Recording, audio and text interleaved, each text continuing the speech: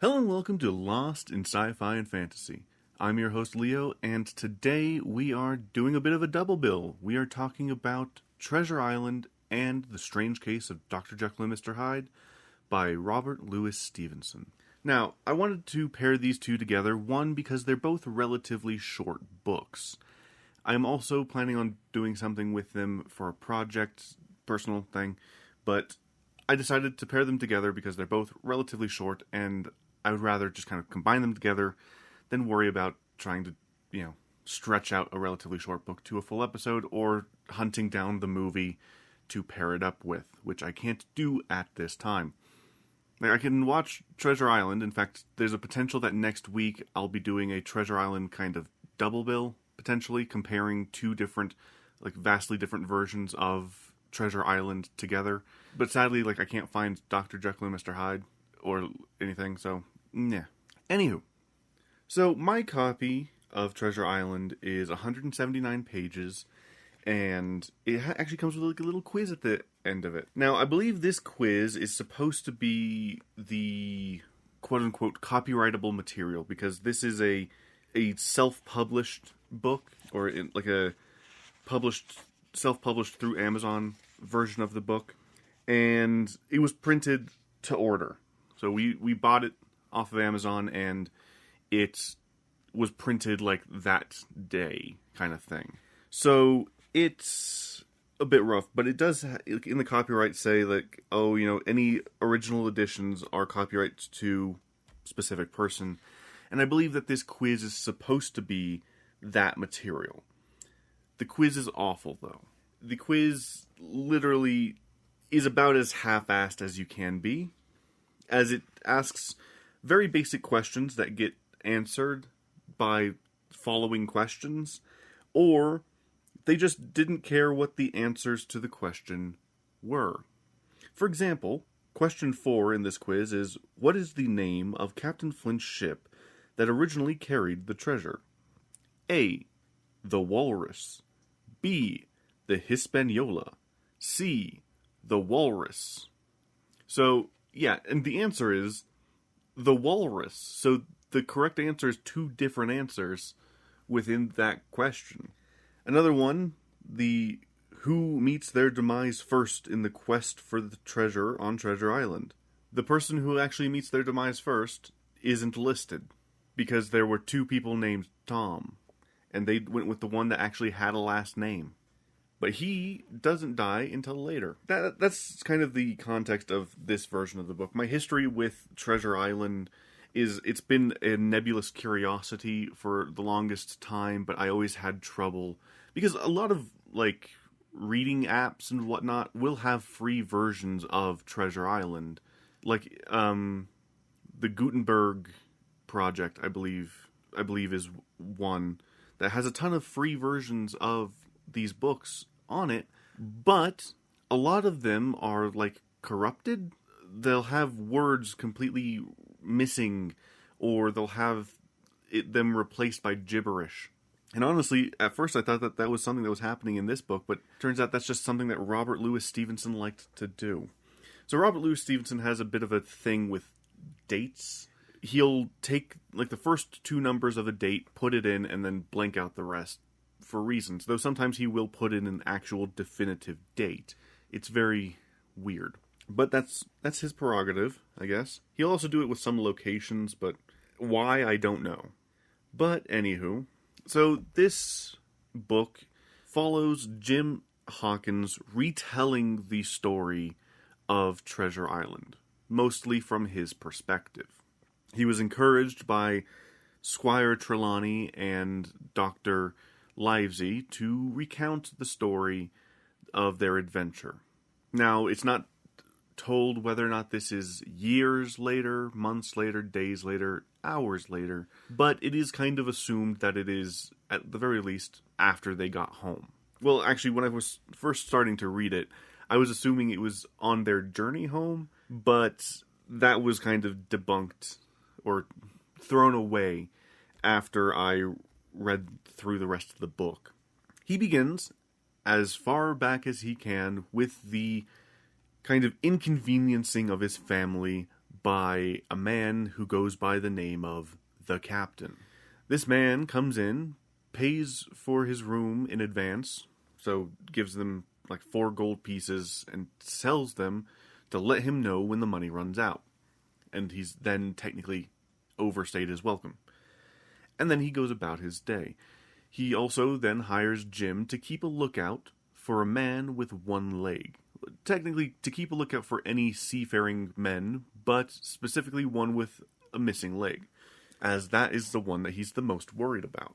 So, he does. Months go by.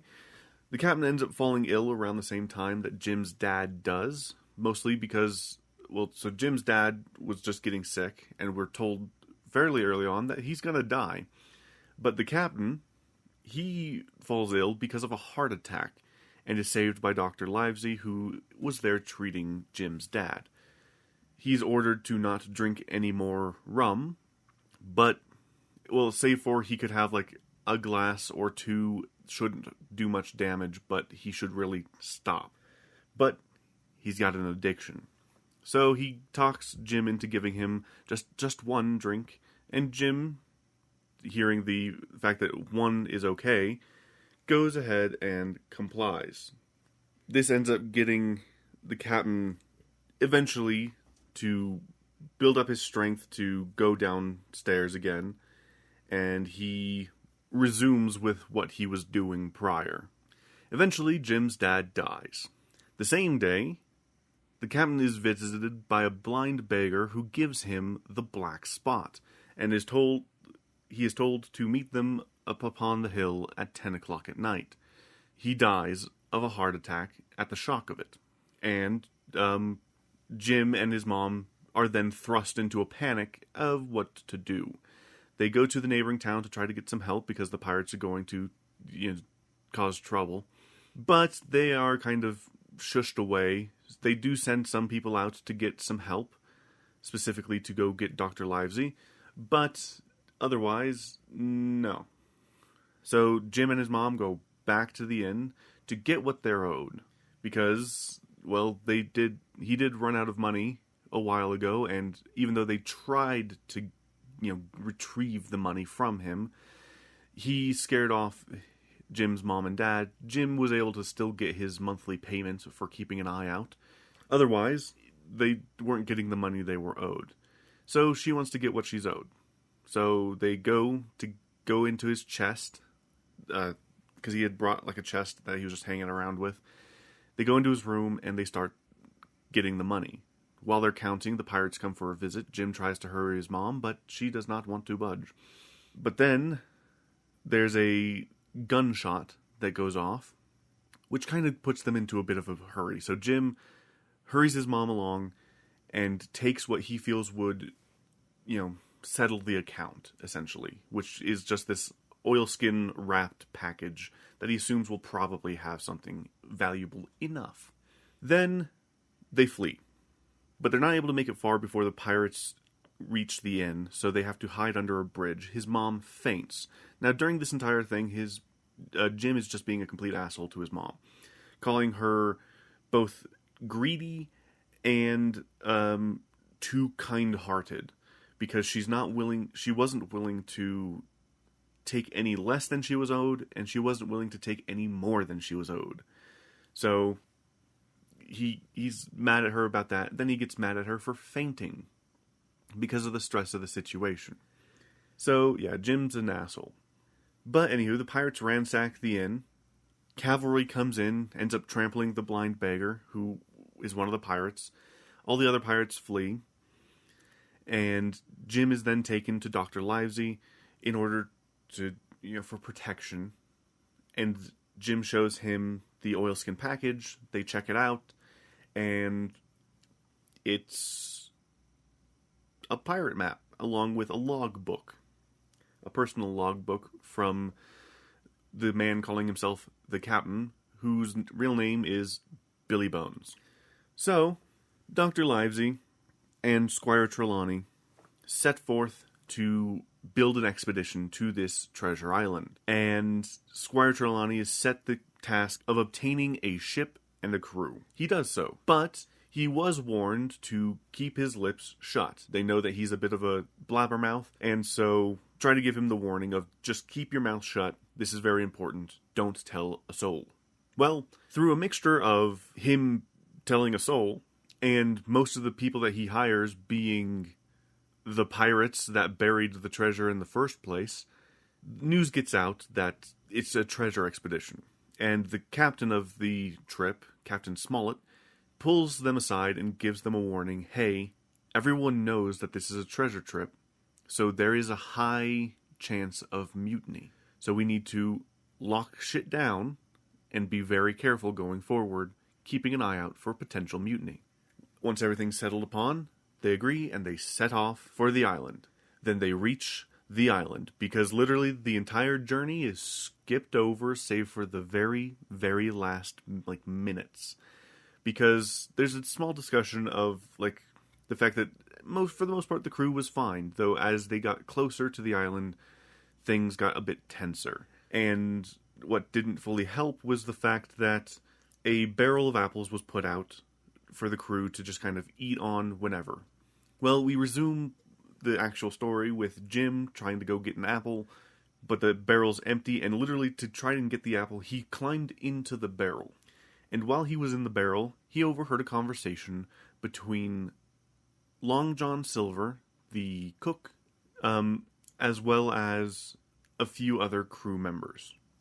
I believe specifically Israel Hands and a man that they're trying to convince over to their side for a mutiny, a man named Dick. So up until this point, there was actually some question thrown Long John's way. Specifically, Jim, having been paid for the past few months to keep an eye out for a man with one leg, noticed that Long John Silver was a seafaring man with one leg. But he kept brushing aside these worries, even when more and more evidence was amounting to the fact that he was almost certainly the man to keep an eye out for.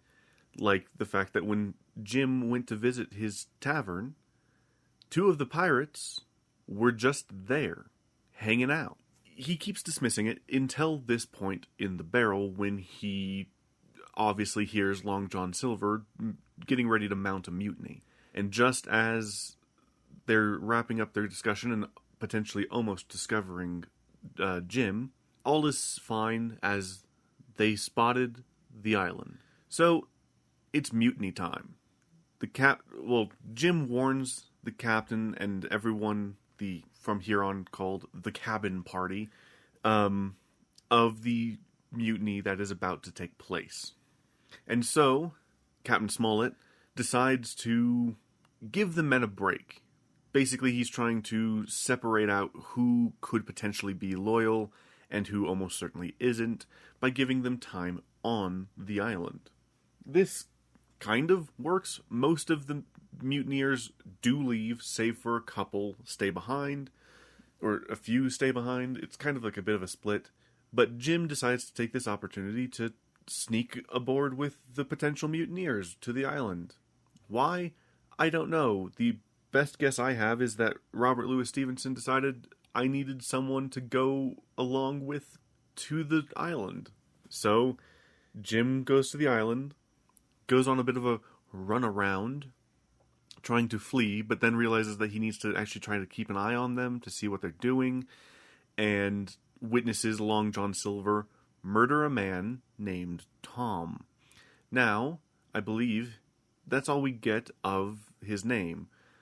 Though Tom Reduth, the person that the quiz states is the person that was first murdered, doesn't get killed until later. So, and even then, Tom wasn't actually the first one to be killed. It was some other guy further down the island. Because while they're hanging out on the island, they hear a scream off in the distance.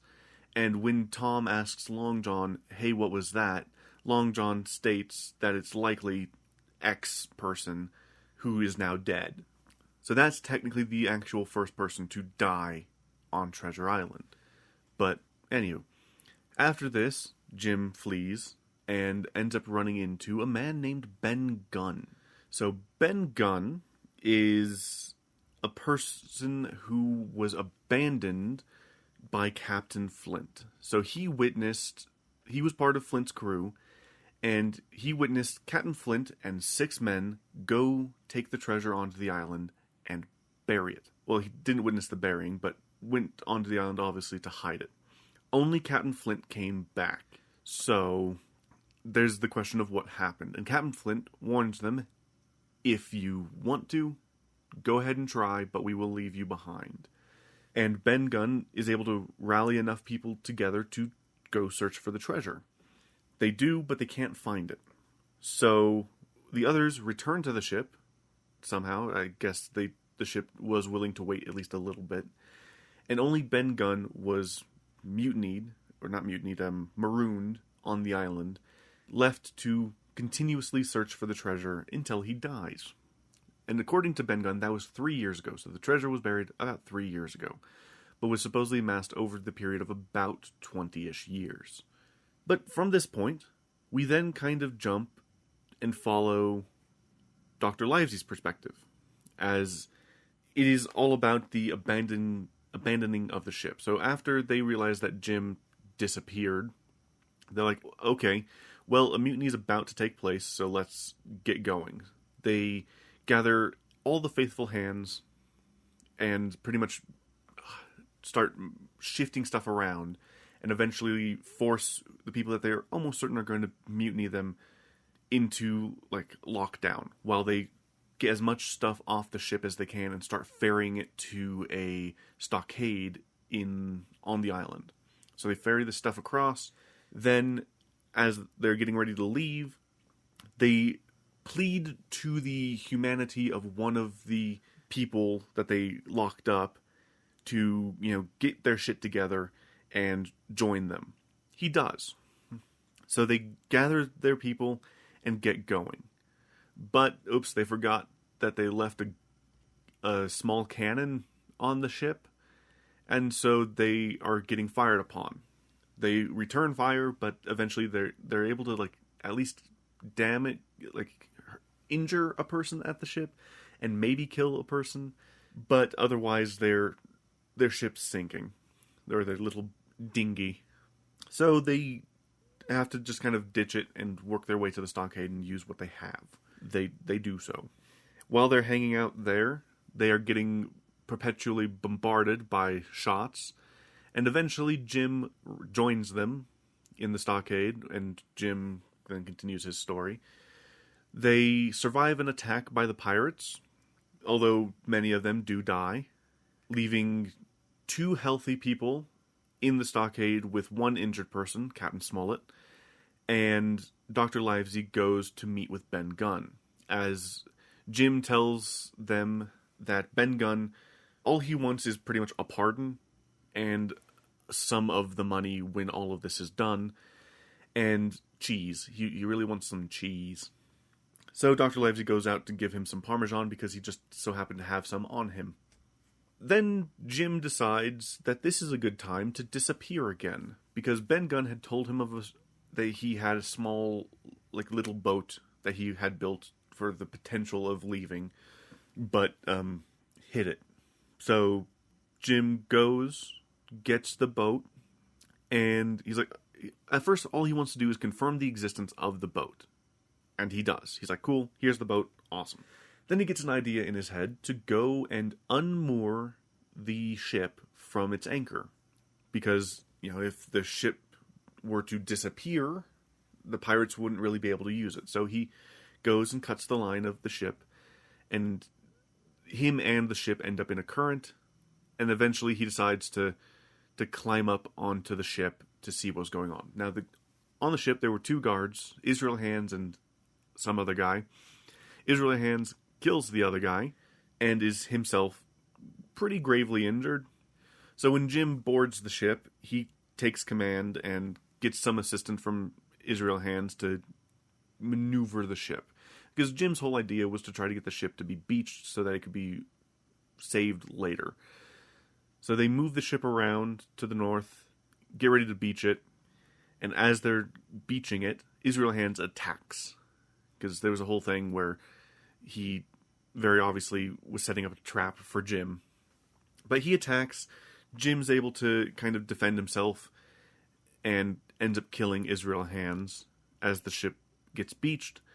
He then also cleans the ship of the other dead body that's just been hanging around this entire time, and then he sets off back to the stockade. He sets off to the stockade, and when he returns, he finds that the pirates have taken it over, and he doesn't know why. But Long John Silver decides to take this opportunity to kind of protect him and play both sides, essentially. For he needs Jim in order to get a pardon, essentially. He needs as many people on his side to waylay him going to the gallows that he hopefully survives this whole ordeal.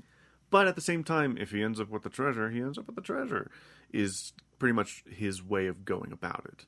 But his defense of Jim does lead to a potential mutiny, and himself receiving a black spot. Now, the quiz asks, what's the significance of the black spot? Like, what does it mean? And the only answer that technically makes sense is a death sentence. Though the way it's kind of portrayed in the book is, yeah, it's most likely a death sentence, but it's actually a trial of sorts. Like an actual... Well, it's pretty much the proper sign of a pirate mutiny kind of thing, where they are voting you out of being captain. He's able to avoid the actual being voted out by producing the actual chart. Because earlier in the book, when they first arrived, he was given a fake chart that showed the island and all the landmarks, but not the location of the treasure. But he shows that he has the actual one that has the location of the treasure on it. So he's able to win them over to his side. They then have a bit of a meeting with Dr. Livesey, who visits to take care of this sick and injured amongst the pirates. He has a conversation with Jim, and he's willing to let Jim escape this situation, but Jim promised to stay put, so he's going to. Dr. Livesey's like, okay, gives Long John a bit of a warning about going after the treasure, and then leaves. They all set out to go get the treasure. It's a long journey, but when they finally reach the spot, well, first they come across a skeleton that's pointing, and then they hear ghostly sounds. These ghostly sounds they think are from Captain Flint's ghost, but it's just Ben Gunn.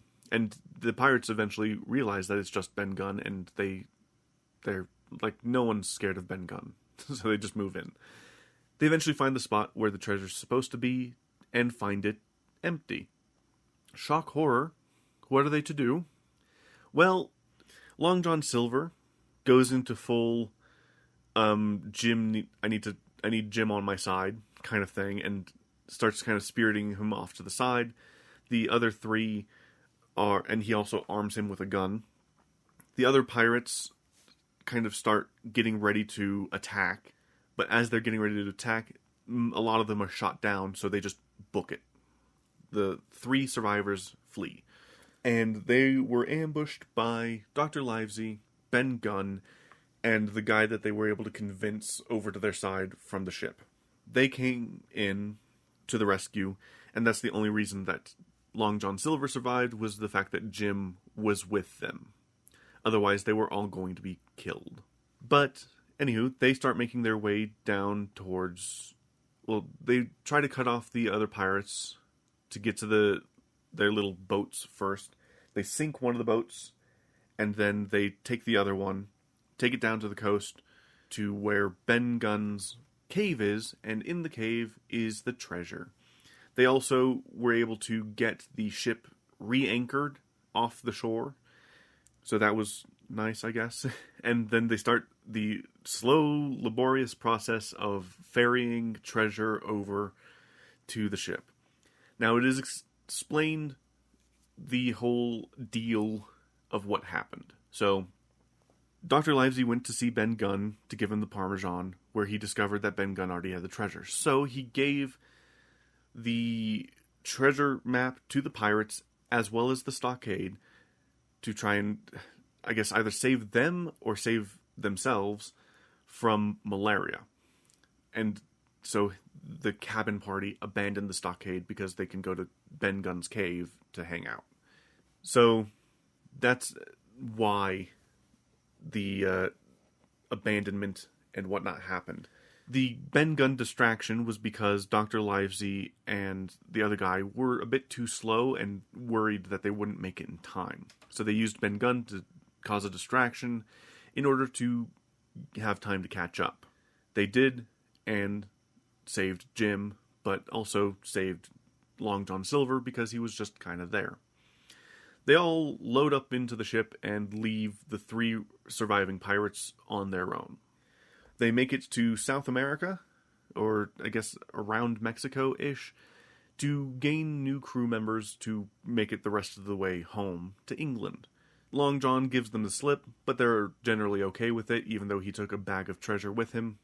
They don't care. They're just happy to be done with him.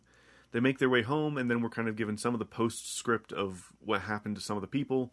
Specifically, Ben Gunn got drunk, wasted his money in 19 days, for on the 20th, he was begging. But he eventually ended up hanging out somewhere and was generally fine. And that's pretty much it. I mean, it's said that Captain Smollett retired. Trelawney, I believe, went to study his craft, or someone went to study his craft. But regardless, we're given some happy endings. We hear nothing about, like, Jim's mom at all, like his reunion home or anything. The fact that he brought home probably a shit ton of money to his family. Nothing. In fact, when he left his mom without even really saying goodbye. Like, the picture in the book shows his mom tearfully waving goodbye to her son as he goes off on his adventure. But no, he visited his mom at the inn. She was assigned, like, a replacement son kind of thing. Basically, a young boy to help her out running the inn.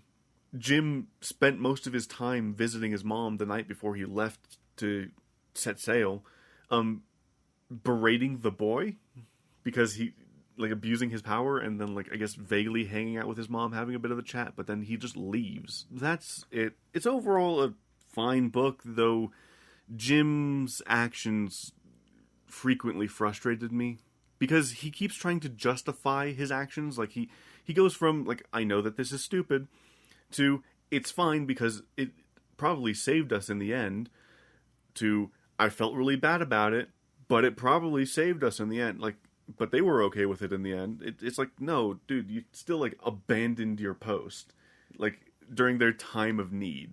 Dick move. But that was kind of my biggest issue. I was very surprised that Long John Silver survived, because I'm pretty sure he dies in some versions, I think. I don't know. I'll be watching 2 versions of them probably for next week, so yeah.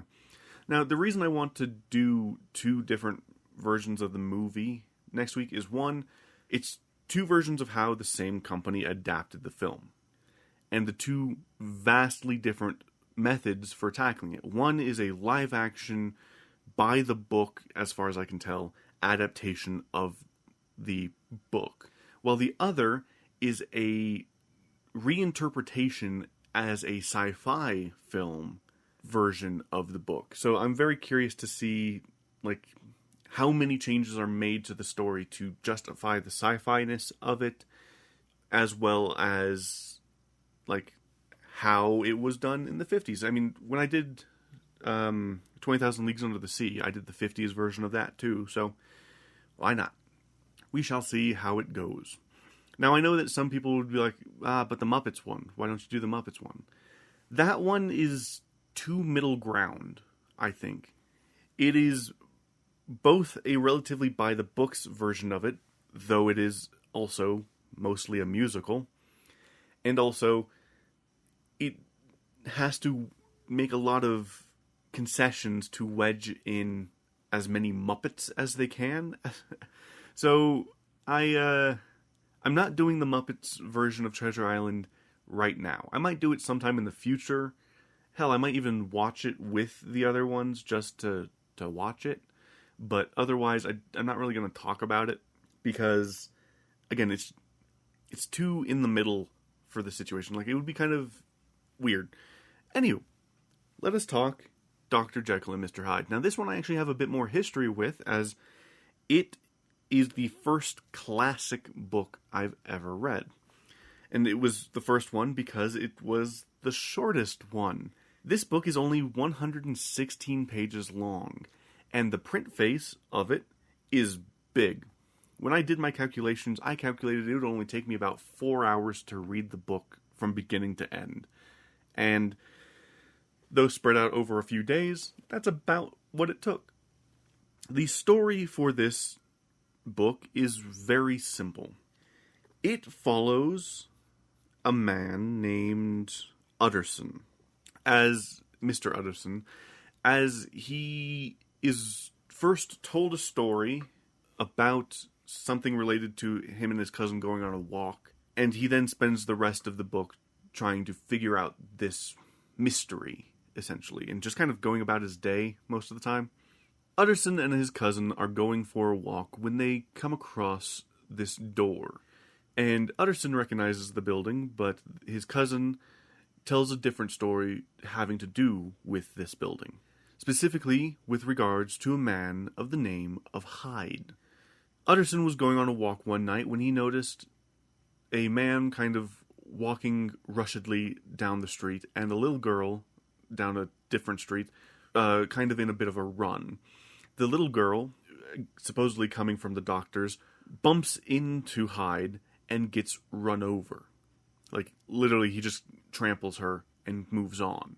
Utterson's cousin goes to interrupt the man and get him to face the consequences of his actions, to which Hyde takes him to the building that Utterson and him are looking at now to produce £10 and a check for the remaining 90-ish pounds to, alleviate their issues. They're worried that the check won't actually go through, as it has the name of a relatively influential person on it, that it shouldn't be able to go through. But Hyde waits with them till the morning when the bank opens and goes and cashes the check just fine. Now, it's not said at this time, but basically the building is owned by Dr. Jekyll, and the check is from one Dr. Jekyll. So that's why people were confused as to why this worked. At this, Utterson goes home and goes through something that he felt was very odd about his friend, Dr. Jekyll. In Dr. Jekyll's will, he states that in the event of his death or disappearance for a period of about 3 months, all of his stuff is to go to one Edward Hyde. And at the time of the writing of this will, Utterson had, very much so been against this having been done. But it was done anyway. So then Utterson goes to try and find Mr. Hyde, just to talk to him, I guess, to see, what kind of person he is. And, this terrible thing that he'd supposedly done is a bit of an issue for someone who's to inherit Dr. Jekyll's fortune. He waits around the area that him and his cousin hung around a few weeks ago until he eventually does come across Mr. Hyde and has a conversation with him. After this conversation, he tries to get a look at his face to remember it, because his cousin was not able to properly describe him, as, for the most part, anyone who sees Mr. Hyde's face can only come away with the description of something was off. But eventually, after some time, he's able to also get an audience with Dr. Jekyll, who is fine. He's doing okay. Sometime later, a problem arises as a woman witnesses the murder of a man by Hyde. So Hyde murders a man and it's witnessed. And so there's a big hunt for Hyde.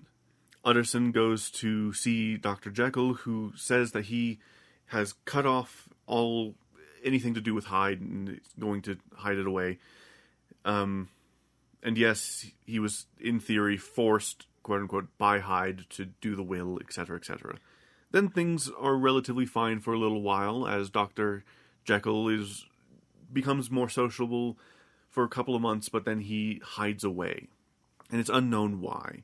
So Utterson goes to see Dr. Layton to see what's up, but Dr. Layton does not want to see Jekyll at all, as there was an incident between them, and he shall not talk about it.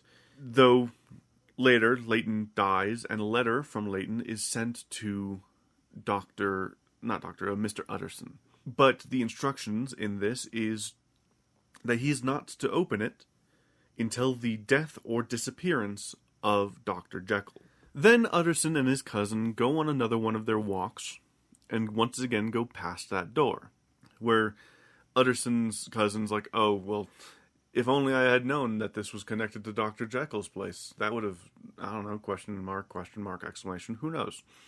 But then they decide to back away a bit to look at the building, and they see that Dr. Jekyll's sitting at one of the windows. They have a bit of a conversation with Dr. Jekyll through the window, but he can't come outside because he can't. So they say, well then fine, we shall stay here and converse with you like this.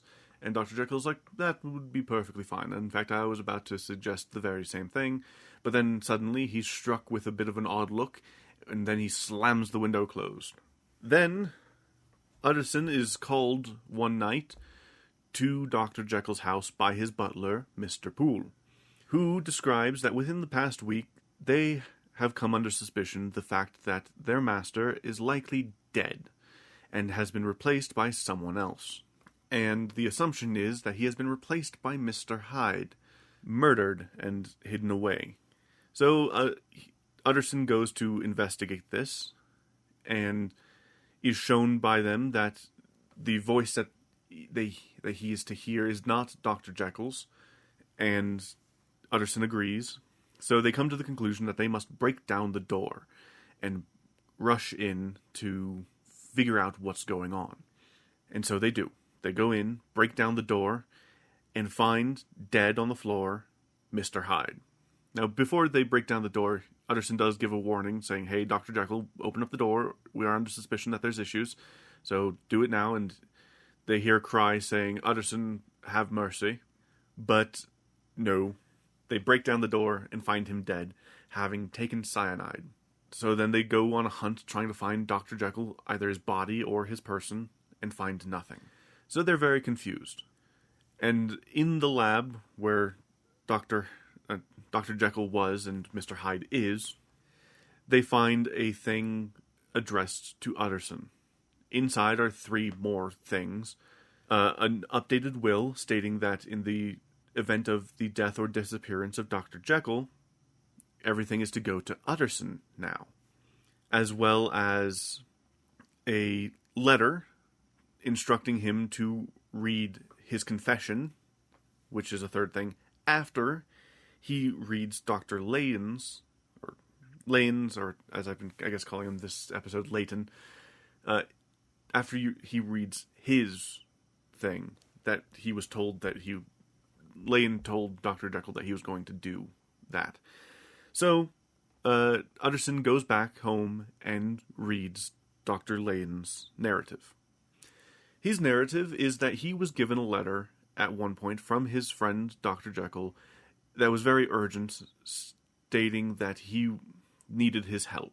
He needed to get a locksmith and a carpenter, or at least Poole will get a locksmith and a carpenter, and he needs to go to Dr. Jekyll's house, go into his lab, have them break down the door or lockpick it or whatever, and go to one of his cabinets marked E, open it, get a specific drawer, wrap it up, bring it home. Then, after he had done this, a person was to be sent to him that would then gather the stuff. And then he would have a choice given to him on whether or not to witness something amazing. And so, he did as he was asked. He went to Dr. Jekyll's place. A locksmith and carpenter were there. They broke into the thing. He got the drawer. He left. And then, he was a bit paranoid, so he loaded up a gun just to be safe. A man did indeed arrive at his door. To cut long story short, it was Mr. Hyde. Mr. Hyde came in, was a bit rude, but mixed together the concoction after a vague-ish explanation, and then he gave Dr.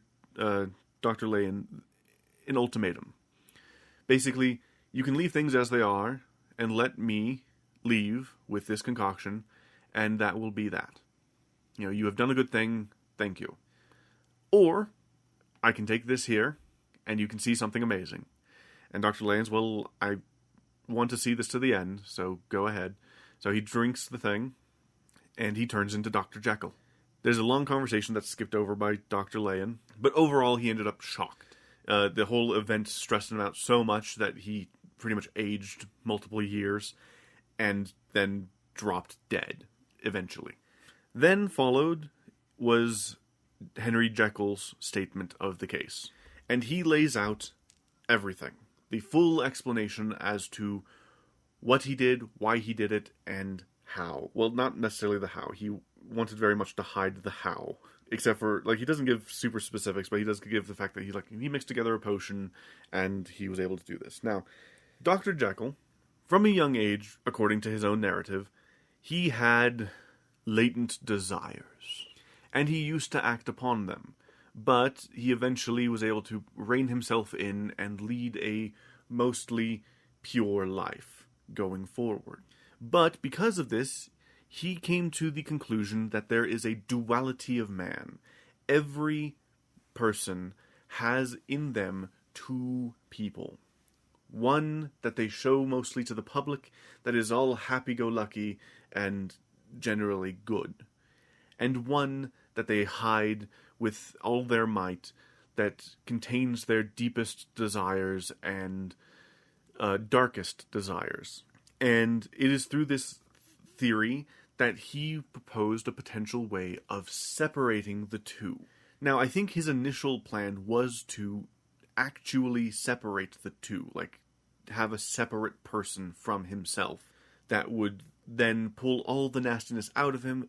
The nasty one can go out and do its thing, while the good one would do the good things that the good thing does. But there was some flaws in this experiment, as one, Dr. Jekyll was not an entirely pure person, as he had at one point indulged in his dark desires, so that was a bit of an issue from the beginning, but he was fine with it. He came up with this experiment, and thus was able to transform into an alter ego, which he ended up naming Mr. Hyde, who was shorter, and his theory for this, well, he was shorter and younger. His theory for this was that as he had spent most of his life leading a good life and catering to his goodness has been a lot more time to grow and be worked out, and thus is older. But since his younger version, or his evil deeds had been suppressed, they are smaller, a bit weaker, and overall younger, but also a lot more energy to them, as they are, younger and fresher, and now getting to stretch their legs. So that's his theory as to why Mr. Hyde is shorter and younger than Dr. Jekyll. He ran into an issue as he continued to let Mr. Hyde grow. In fact, he felt that Mr. Hyde eventually did literally grow, as he more and more gave in to these desires. He also figured that part of the reason why he eventually started to just transform into Mr. Hyde is because Dr. Jekyll himself was overall, while he mostly disapproved, he was generally happy that he was able to do the things, and happy with the things. He eventually ended up in a situation where more and more he was just turning into Mr. Hyde without the need of a potion, and thus had to continually take the potion in order to transform back. And the reason that Mr. Hyde allowed this is because Mr. Hyde knew that if he couldn't turn into Dr. Jekyll, he would be killed because of the murder that he did. So Dr. Jekyll was kind of his hiding place, but eventually they run out of one of the ingredients used for the potion, and so tries to seek out a replacement, but at first he assumes that the ingredient he's getting is impure. He comes to the realization that there's the chance that the original ingredient he was using was itself impure, and thus the stuff that he's been getting was more pure, and so he was not able to recreate the potion. Thus he ended up stuck as Mr. Hyde. And it is with the last of this ingredient that he writes the confession, and gives all, tells all about what happened as way of explanation. And that's how the book ends. Overall, it's a pretty good book, very simple, very short, quick read. I would recommend it. Treasure Island, I would also recommend. It's a classic. It's just kind of dull in parts, but overall, pretty good. But I think that we're gonna go ahead and leave it there. Overall, I liked the writing, okay, and I was a little bit annoyed by the date issues, or the fact that technically most of Dr. Jekyll and Mr. Hyde is a mixture of a guy going about his day and a will dispute, but otherwise it's pretty good. Yeah, I can't do any of the movies specifically around Dr. Jekyll and Mr. Hyde because there's not really all that many movies done of it. There's a TV series that they did, and there's Dr. Jekyll and Mr. Hyde have been used in other things, but there's only been like a couple of actual attempts at a Dr. Jekyll and Mr. Hyde movie. And to be fair, it's understandable because it's kind of boring at times. It wouldn't make the most exciting, especially modern day movie. That's why they turn Mr. Hyde into much more of a monster in like other versions. Instead of being smaller, he's much bigger. And while Dr. Jekyll doesn't necessarily state what his deepest desires that he was giving into were, there's some assumptions that you can make. I mean, part of it is that he does have a bit of a taste for violence, hence being so happy at trampling a child, and at one point he just straight up beats a woman. It wouldn't make for the most interesting of movies, but we'll see if anything ends up happening. Who knows? But yeah, so next week I'm looking at doing 2 versions of Treasure Island, specifically Treasure Island and Treasure Planet, and we will see how that goes. But otherwise, if you guys liked this episode, feel free to give it a like, comment, and subscribe if you're on YouTube, or rate and review it on any podcast catcher of your choice. And if you're interested in hearing something else, I am still working on The Challenge over on the RPG Hangout podcast feed on any podcast catcher of your choice. This past week, I finally finished Final Fantasy VII Rebirth, and I also did Klonoa. Next week, I am looking at doing potentially Mass Effect, as well as some other small games. We shall see. Or I might just do a bunch of small games to help catch up on some list. I'll figure that out soon. But with that said, once again, thank you guys so much for listening. I will talk to you guys next week. Goodbye.